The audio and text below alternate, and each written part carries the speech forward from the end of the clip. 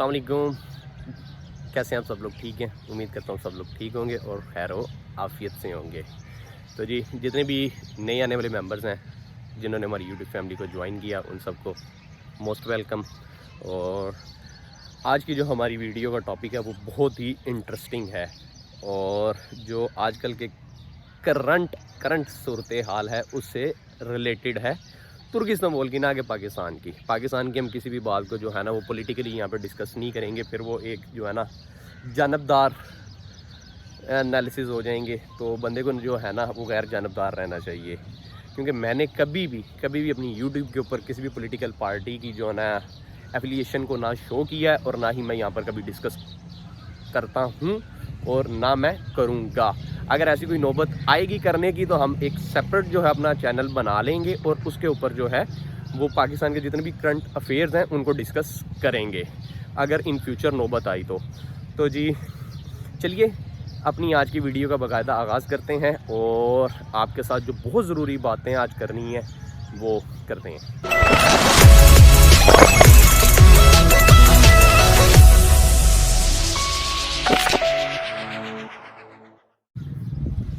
Welcome back.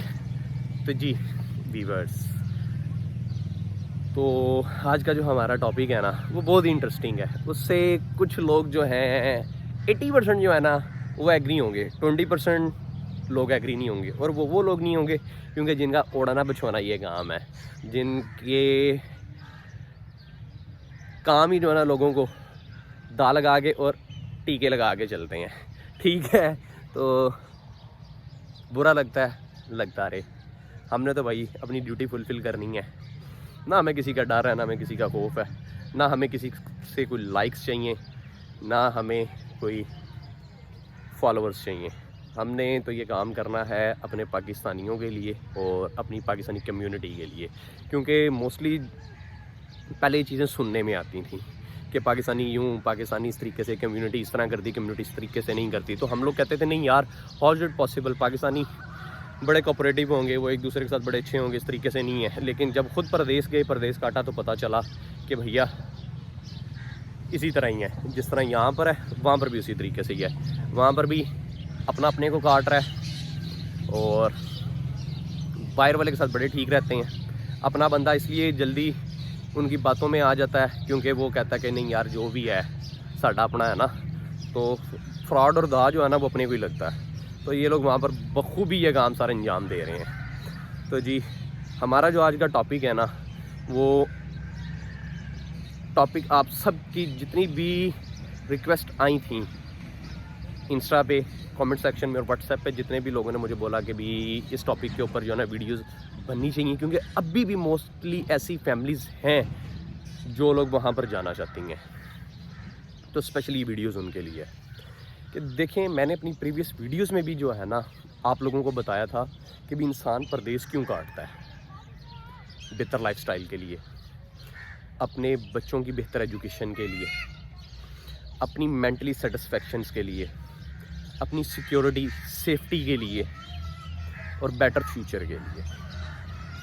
No doubt आपको ये सब चीज़ें मुयस्सर होंगी अगर आपने वहाँ पर लॉन्ग टर्म रहना है। आपका माइंड यही है कि भी आपने वहाँ पे रहना है। जब ये सारी चीज़ें हासिल करने के लिए ना एक चीज़ का होना बहुत लाजमी है और वो है ज़रिया मुआश, आपका रोज़गार। आप जहाँ पर भी जाते हैं ना, सबसे पहले ये चीज़ देखनी चाहिए कि वहाँ पर आप किस तरीके से एक अच्छी और हैंडसम अमाउंट अर्न कर सकें ताकि उससे आप अपनी फैमिली के साथ अच्छा गुजर बसर कर सकें। अगर सब चीज़ें हों वहाँ पर, दुनिया की हर नेमत हो और रोज़गार ना हो, ज़रिया मुआश ना हो, तो ये सारी चीज़ों पे लाइन लग जाती है, पानी भर जाता है। तो ये चीज़ें जो है ना बेमायनी हो जाती हैं। ठीक है, उम्मीद करता हूँ आपको मेरी बात समझ आई होगी। तो मैं बहुत ही आसान लफ्ज़ों में आप लोगों को समझाऊंगा। वीडियो चाहे लंबी होती है तो होती रहे, क्योंकि जिन लोगों ने देखनी है उन्होंने पूरी देखनी है, जिन्होंने नहीं देखनी वो ना देखें, वो स्किप करें और आगे चले जाएं।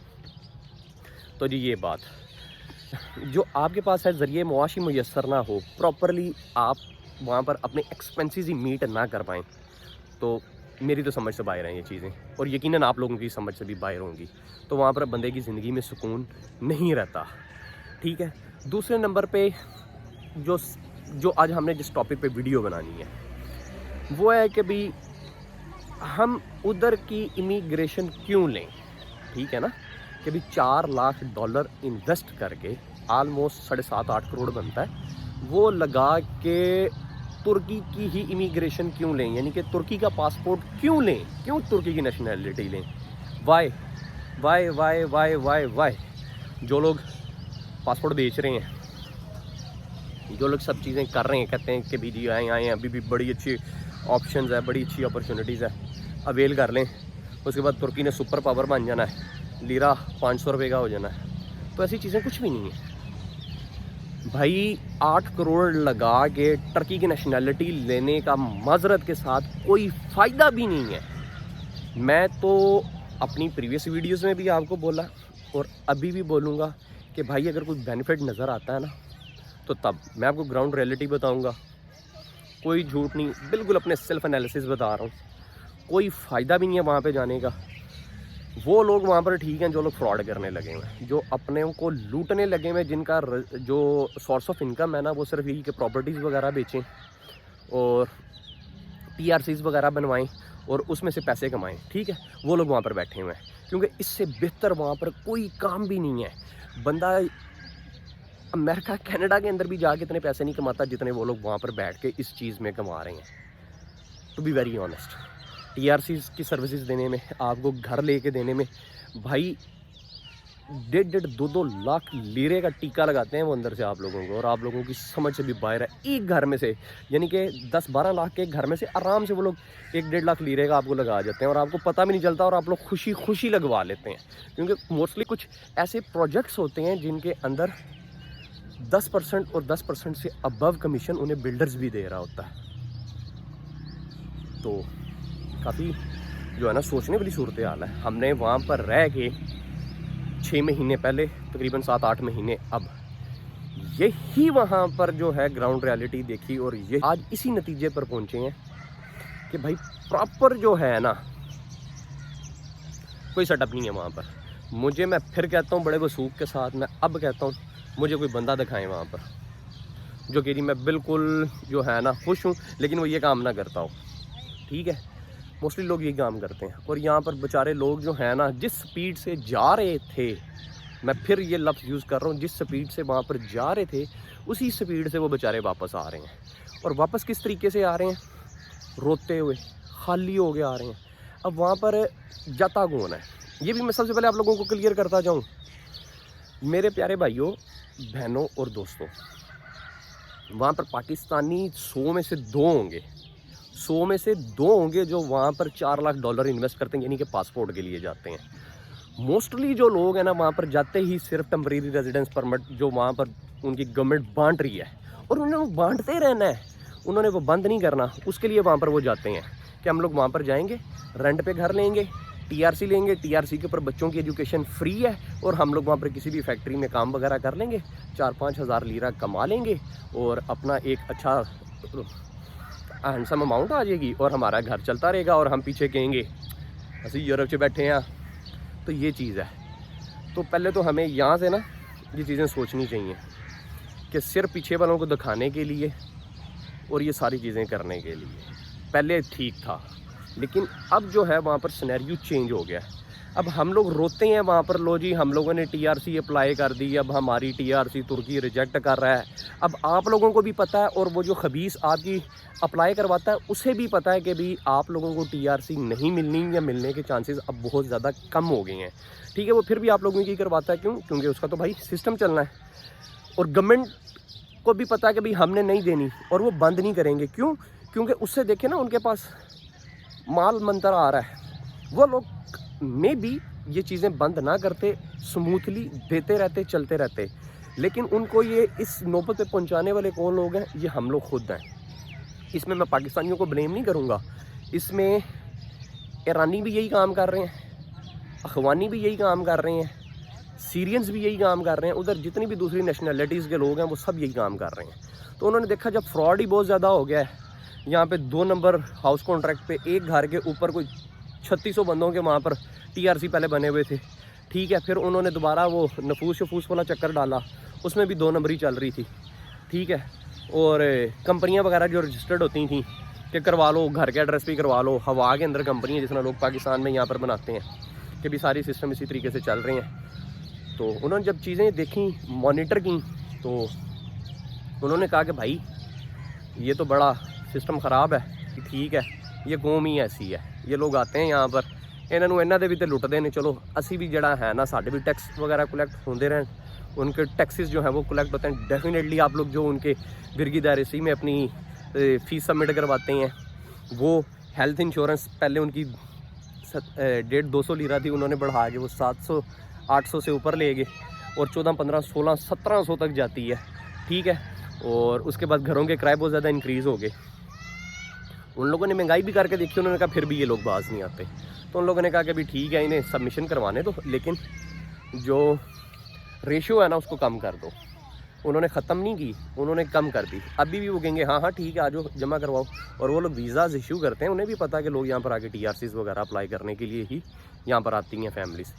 बहुत कम फैमिलीज़ होती हैं, अगर 100 फैमिलीज़ को वीज़ा इशू होता है तो उसमें से तकरीबन कोई 5-7 वापस जाती होंगी, 90-93% लोग जो है वो वहीं पर रह जाते हैं और वहाँ पर TRCs अप्लाई करते हैं। तो पहले यार ये ठीक था, अब बहुत जो है ना डिफरेंट चीज़ें हो गई हैं, तो अब ये चीज़ें नहीं करनी चाहिए।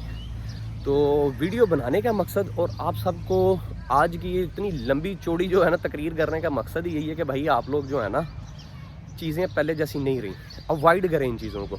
यार पैसे ज़ाया ना करें। वहाँ पर मोस्टली ऐसे लोग मैंने देखे जो लोग ये यार यहाँ से अपनी प्रॉपर्टी सेल आउट करके जाते थे, किसी के पास 60-70 लाख रुपया लेके चला गया, यही एक मिडिल क्लास बंदा करता है, यहाँ से अपना घर बेचता है, यही उसको अमाउंट आती है, 70-80 लाख आ गया, 1 करोड़ के बिलो आ गया। वो जब यहाँ से वहाँ पर जाता है ना तो शुरू में वो बादशाह होता है, वो जाएगा, जाके घर रेंट पे लेगा, घूमे फिरेगा, यशी करेगा, कुछ उससे जिधर जाएगा वो लोग खा पी लेंगे, ठीक है। फिर क्या करेगा, वहाँ पर उसको 3-4 लाख लीरे वाला जो घर है 7-8 लाख लीरे में वो देंगे और उसका चैप्टर क्लोज हो जाएगा। फिर उसके पास खाने के लिए कुछ नहीं बचेगा, क्योंकि अब वहाँ पर जो है भाई बहुत ज़्यादा चेक एंड बैलेंस हुआ, पकड़ के वो लोग भेजने लगे हुए हैं। और जब वहाँ पर काम कोई नहीं ना मिलेगा, जब घर आएगा तो बीवी लड़ेगी, बाहर जाएगा तो डिसअपॉइंटमेंट देखेगा, तो फिर घर के हालात जो हैं वो ख़राब हो जाएंगे एज़ इट इज़ पाकिस्तान जैसे। तो यानी कि वो लुबे लवाब ये अपना लाखों रुपए का नुकसान करके 5-6 महीने बाद जब समझ आएगी वापस आ जाएंगे। अपनी मैंने प्रीवियस वीडियो में भी आपको बताया कि इवन यार वहाँ पर ऐसी फैमिलीज़ हैं जो करती टोटली फ्रॉड है। मेरे अपने दोस्त के साथ उन्होंने किया, उसकी गाड़ी लेके भाग गए, आगे बेच के भाग गए। पाकिस्तान तो नहीं था कि भी गाड़ी बस आगे बिकेगी, चोरी होगी तो गई, वो भाई यूरोप था, गाड़ी वहाँ पे अल्हम्दुलिल्लाह रिकवर होगी आपको जैसे बताया। लेकिन लॉस क्या हुआ, 2.5 लाख लेके पाकिस्तानी वो निकल गए। वो अकेले मेरे दोस्त का नहीं लेके गए, और भी कितने वहाँ पर लोग थे जिनके साथ वो वहाँ से फ्रॉड करके भागे। तो नौबत यहाँ तक पहुँच जाती है। इसमें गंदा कौन होता है, वो बंदा गंदा नहीं होता, नेशनैलिटी गंदी होती है। वो कहते हैं पाकिस्तानी ये कर गया, पाकिस्तानी ये कर गया। और वहाँ पर अब बहुत ज़्यादा रिपोर्ट्स जो हैं वहाँ पर भरी पड़ी हैं उनके पुलिस स्टेशंस के अंदर, पाकिस्तानी से फ्रॉड कर गया, लीरों में स्कैम कर गया, प्रॉपर्टी में स्कैम कर गया, ये ले गया वो ले गया। तो ये सारी चीज़ें वहाँ पर होती हैं। आप कभी ट्विटर के ऊपर भी जाके पाकिस्तान लार लिख के देखें तो आपको पाकिस्तानियों की हरकतें वहाँ पर नज़र आ जाएंगी। तो बिल्कुल भी अभी ठीक टाइम नहीं है वहाँ पे जाने का। इतने पैसे लगा के कोई अच्छी ऑप्शन देख लें, ठीक है ना। अगर आपने 7-8 करोड़ खर्च करना, यानी कि 7 से 8 करोड़ के इन बिटवीन आपने जाके टर्की की नेशनलिटी लेनी है, और उस नेशनलिटी का क्या फ़ायदा यार, इतने पैसे 7-8 करोड़ आपके पाकिस्तानी अकाउंट में भी पड़े हो ना, तो एक तो आपको उसके ऊपर अच्छा एक पे बैक भी मिल जाता है, और आपको ना अमेरिका कनाडा का भी वीज़ा मिल जाएगा। उन्हें पता होगा इस बंदे के पास इतने पैसे हैं ना, तो उसको देंगे, ठीक है। आपकी बैंक स्टेटमेंट्स वगैरह अच्छी होंगी तो आपको वीज़े मिलते हैं। अगर आपने लाजमन जाना ही जाना है तो यार इतनी अच्छी जो है ना वो कंट्रीज़ हैं, वहाँ पर चले जाएँ। कनाडा का वो अब इन्होंने स्ट्रीमलाइन प्रोग्राम जो है वो पाकिस्तानियों के लिए भी दिया, यानी कि उसमें उन्होंने पाकिस्तानियों को भी डाल दिया। आप अपनी जो है इमिग्रेशन करवा सकते हैं, कोई भी बिज़नेस वगैरह वहाँ पर कर सकते हैं। तो तकरीबन मेरे ख्याल से टोरंटो में जो है वो $2 लाख से स्टार्ट हो रहा है, और दूसरी जो स्टेट्स हैं उसमें $1 लाख से भी स्टार्ट हो रहा है। वहाँ पर आप देख सकते हैं, अगर आपकी क्वालिफिकेशन अच्छी, आइल्स आपने किया हुआ तो आपके नंबर्स वगैरह अच्छे हैं तो वो आप अपना जो है वो प्रोसेस करवाएं। यूएसए ने इवन किया, अगर आपके पास B1 B2 वीज़ा है तो आप $50,000 से वहाँ पर इमिग्रेशन करवा सकते हैं अपना, वहाँ पर आपने बिज़नेस का कोई स्टार्टअप लेना है, ठीक है। और उसके बाद आपने अगर B1 B2 वीज़ा नहीं है आपके पास तो $1 लाख है, उधर जाएँ आप। कम से कम आपके बच्चे वहाँ पर इंग्लिश में तो पढ़ेंगे ना, यहाँ पर आपके बच्चों ने पढ़ना भी टर्किश में है। और अगर आपने वहाँ पर अमेरिकन स्कूल्स में पढ़ाना है तो भाई लाखों रुपए में फ़ीस है वहाँ पर। मेरे अपने भतीजे पढ़ते थे वहाँ पे, तो मैंने आपको बताया भी था, हमने उस वक्त जब लीरा 24-25 रुपये में था तब एक हमारे बच्चे की फ़ीस जो है 30,000 लीरा थी, ठीक है। और अब ये बढ़ के तकरीबन 80,000 पे चली गई हुई है, 80,000 लीरा के ऊपर चली गई हुई है। तो ये चीज़ें भी हमने सारी चीज़ें देखनी होती हैं। हमने सिर्फ यही नहीं देखना, टर्की नो डाउट घूमने के लिए बहुत अच्छा है, वेकेशंस के लिए जाएं आप वहाँ पर, या वो लोग जाएं जो अपनी रिटायरमेंट लाइफ वहाँ पर एंजॉय करना चाहते हैं कि यार वहाँ पर जाके हमने विला ले लिया, ठीक है, 1-2 मिलियन का विला ले लिया, सुकून से वहाँ पर जाके अपनी रिटायरमेंट लाइफ एंजॉय कर रहे हैं, पीछे से हमें पेंशन आ रही है, एक हैंडसम अमाउंट पड़ी हुई है, वहाँ पर जाएँ और इन्जॉय करें, ठीक है। और मैं अभी भी ये कहता हूँ कि भी इतना ही ज़्यादा महंगाई वहाँ पर होने के बावजूद वो अभी भी पाकिस्तान से सस्ता है। लेकिन उन लोगों के लिए जिनके पास पैसे हैं, जब पैसे ही नहीं है, वहाँ पे रोज़गार नहीं है, फ्रॉड है, सब कुछ है, तो भाई जाने का फ़ायदा नहीं। वहाँ पे स्ट्रगलर नहीं जा सकता भाई, वो कहीं और अच्छी जगह पे जाके स्ट्रगल करे, ठीक है। बिल्कुल लोगों की बातों में ना आए कि हम वहाँ पर जाएंगे सेटलमेंट होगी, हमारे लिए बेहतर है, भाई हमारे लिए बेहतर नहीं है। हाँ, वहाँ पर हमारे लिए कोई अपॉर्चुनिटीज़ नहीं है। हाँ, अगर आप लोग वहाँ पर ट्रेड करना चाहते हैं तो उस लिए जाइए, अपनी फैमिली ले के भी जाने का फ़ायदा ही नहीं है। बंदा कल्ला जाए, अपना वहाँ पर जाके बिज़नेस का सेटअप करें। आप वहाँ से गारमेंट्स यहाँ पर ला सकते हैं, उनके शूज़ वगैरह बहुत अच्छे हैं, वो यहाँ पर ला सकते हैं। और भी कितनी ज़्यादा प्रोडक्ट्स हैं उनके जो हम लोग यहाँ पर पाकिस्तान मंगवा सकते हैं। तो इस तरह का कोई बिज़नेस का देखें सूरत हाल, ये देखें ना, वहाँ पर जाके मार धाड़ से बचें। मार धाड़ करना तो कोई किसी भी चीज़ का हल नहीं है। मेडिसिन का बड़ा अच्छा वहाँ पर बिज़नेस है, उनकी जो ये टाइल्स वगैरह का है हमारे पाकिस्तान में, उधर से कुछ कराची के जो लोग हैं मैं जानता हूँ जो वहाँ से टाइल्स कराची भेजते हैं, पाकिस्तान भेजते हैं, कपड़े वहाँ से भेजते हैं, यूज़ स्टफ़ जितने भी हैं वो वहाँ से लेके भेजते हैं, क्योंकि एज़ कम्पेयर टू जर्मनी वो टर्की से सस्ते पड़ते हैं। मेसन एक सिटी है, वहाँ से वो लोग लेते हैं और भेजते हैं, वो बड़ा अच्छा ऑप्शन है। इस तरह के काम वहाँ पर करें और फिर फैमिलीज़ को लेके जाएँ। जब आपको पता हो कि भाई आपको एक हैंडसम अमाउंट आ रही है, जब आपको कुछ भी नहीं आ रहा फिर आप वहाँ पर फ्रॉड कर रहे हैं, तो ये चीज़ें अच्छी नहीं हैं। तो उम्मीद है कि भाई आज की हमारी वीडियो कुछ लोगों को पसंद आएगी और कुछ लोगों को बिल्कुल नापसंद होगी। जिनको नापसंद हो तो होती रहे, हमें कोई परवाह नहीं। हम फिर बार बार कहेंगे भाई $4 lakh it's a waste of time, it's a waste of money too, और कोई फ़ायदा नहीं, कोई फ़ायदा नहीं। 7.5-8 करोड़ लगा के उधर की नेशनलिटी लेने का, नेशनलिटी लेनी, फ़ायदा भी पूछें। जो बंदा आपको कहता है ना नेशनलिटी ले लो, पूछो फ़ायदा क्या है ना, उसके पासपोर्ट पे किधर किधर जा सकते, उसका पासपोर्ट स्कोर देखें कितना अच्छा है, नहीं है भाई उससे अच्छा वेनाटू और वो सेंट लूटी कैन, पता नहीं कौन कौन से, वो सेंट लूसिया वगैरह जो ऐसी स्टेट्स हैं, वो पता नहीं बहमास या पता नहीं और कौन सी वो एक अफ्रीकन वो कंट्री है, वो जो $1.5 लाख के अंदर अपना पासपोर्ट सेल आउट कर रहे हैं, वो बेस्ट है यार। कम से कम उनका स्कोर तो 142 कंट्रीज़ उनकी वीज़ा फ्री एंट्री है, शेंजन पूरे के अंदर वीज़ा फ्री एंट्री है। अब शेंजन पूरे में जा सकते हैं बगैर वीज़ा के, इवन यूके में जा सकते हैं, आयरलैंड में जा सकते हैं। तो ऐसी कंट्रीज़ देखें। कोई आपका वो पाथ नहीं है यूरोप के अंदर मूव होने के लिए, बिल्कुल कोई फ़ायदा नहीं है। जो ये भी बात करता है, मैं ये भी ऐड करता है, जो बिल्कुल बकवास है, झूठ है, फ्रेब है, इससे भी बचना है। कोई टर्की की रेजिडेंसी लेने से आप आगे यूरोप में नहीं जा सकते। उधर भी आपको जाने के लिए वीज़ा रिक्वायर्ड होगा, चाहे टर्की का पासपोर्ट भी हो, वो फिर भी आपकी बैंक स्टेटमेंट्स वगैरह देखेंगे और उसके बाद आपके सारे वहाँ पर मामलात देखने के बाद, वेरिफिकेशंस के बाद आपको जो है इवन के ग्रीस का वीज़ा भी जो है ना तभी मिलेगा। सबसे करीब ग्रीस है शेंजन का उनके पास, ठीक है। तो अगर इस तरीके से वो लोग टर्की नेशनैलिटी होल्डर जो हैं, जिनके पास तुर्की का पासपोर्ट है, अगर वो लोग इस तरीके से यूरोप में और अमेरिका कनाडा में जा सकते होते तो भाई तुर्की खाली हो जाता। मैं आपको बताता चलूँ, वो लोग खुद भी इलीगल वे यूज़ करते हैं यूरोप में जाने के लिए मोस्टली। वहाँ पर भी बहुत ज़्यादा बेरोज़गारी हो चुकी हुई है। वो लोग चीखें मारते हैं, पहले हमें देख के कार्दिश करते थे, अब नहीं वो करते। वो कहते हैं तुम लोग हमारी नौकरियां खा गए हो, तुम लोगों की वजह से यहाँ पर महंगाई होगी, हमारे घरों के रेंट तुम लोगों की वजह से इंक्रीज हो गए। वो लोग हमें अब ऐसा हेट करना शुरू हो जाएंगे। हाँ, वो लोग आपको कहेंगे कारदेश, पाकिस्तान, तुर्किया, दोस्त, भाई वो करेंगे जो आया सूफिया और तकसीम वाली साइड के कारोबारी लोग हैं वो करेंगे, क्योंकि उनका यार टूरिज्म से उनका रोज़गार चलता है। सिर्फ आप लोग आया सूफिया और सुल्तान अहमद वाला जो एरिया है सारा, और तकसीम वाला एरिया, जितने भी टूरिस्टिक पॉइंट है ना, उनको घूम फिर के ये एनालिसिस ना किए करेंगे भी यार ये बड़ी अच्छी अपॉर्चुनिटी है। आप लोग उनके रेजिडेंशियल एरिया जितने हैं वहाँ पर भी जाएँ ना, रिहायशी इलाकों को जाके प्रॉपर वहाँ पर वर्क करें, स्टडी करें, वहाँ पर एनालिसिस करें, और फिर जो है हतमी फैसला करें कि भाई आया हमें जाना चाहिए या नहीं जाना चाहिए। अब आप लोगों को पता चलेगा किन्ने 20 10 होए। तो उम्मीद करता हूँ मेरी आज की वीडियो आप लोगों को अच्छी लगी होगी, और जिन लोगों को अच्छी लगी हो उन्हें मैं बोलूँगा कि भाई यार इस वीडियो को लाइक भी ज़रूर कीजिएगा और हमारे चैनल को सब्सक्राइब भी ज़रूर कीजिएगा। फिर मिलते हैं इंशाल्लाह आपके साथ एक नई इन्फॉर्मेटिव वीडियो के साथ। तो अपना ख्याल रखिएगा, तब तक के लिए मुझे इजाज़त दीजिए। अल्लाह हाफिज़।